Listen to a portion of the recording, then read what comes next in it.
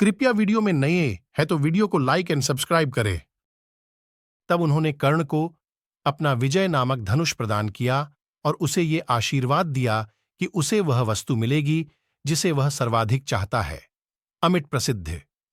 कुछ लोक कथाओं में माना जाता है कि बिच्छू के रूप में स्वयं इंद्र थे, जो उसकी वास्तविक क्षत्रिय पहचान को उजागर करना चाहते थे।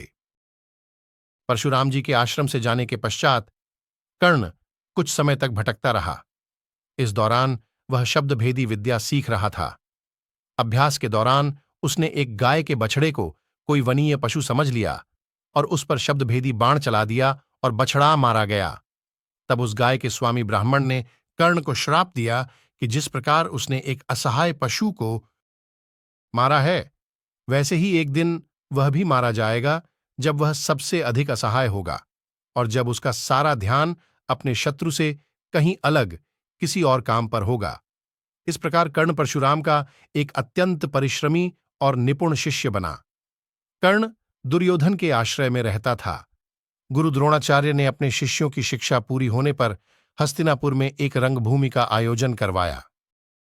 रंगभूमि में अर्जुन विशेष धनुर्विद्या युक्त शिष्य प्रमाणित हुआ। तभी कर्ण रंगभूमि में आया और अर्जुन द्वारा किए गए कर्तव्यों को पार करके उसे द्वंद्व युद्ध के लिए ललकारा। कब कृपाचार्य ने कर्ण के द्वंद्व युद्ध को अस्वीकृत कर दिया और उससे उसके वंश और साम्राज्य के विषय में पूछा, क्योंकि द्वंद्व युद्ध के नियमों के अनुसार केवल एक राजकुमार ही अर्जुन को, जो हस्तिनापुर का राजकुमार था, द्वंद्व युद्ध के लिए ललकार सकता था। तब कौरवों में सबसे ज्येष्ठ दुर्योधन ने कर्ण को अंगराज घोषित किया, जिससे वह अर्जुन से द्वंद्व युद्ध के योग्य हो जाए। जब कर्ण ने दुर्योधन से पूछा कि वह उससे इसके बदले में क्या चाहता है, तब दुर्योधन ने कहा कि वह केवल ये चाहता है कि कर्ण उसका मित्र बन जाए।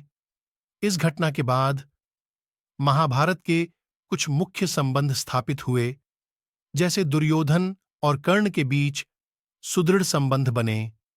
कर्ण और अर्जुन के बीच तीव्र प्रतिद्वंद्विता और पांडवों तथा कर्ण के बीच वैमनस्य।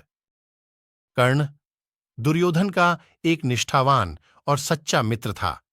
यद्यपि वह बाद में दुर्योधन को खुश करने के लिए द्यूत क्रीड़ा में भागीदारी करता है, लेकिन वह आरंभ से ही इसके विरुद्ध था।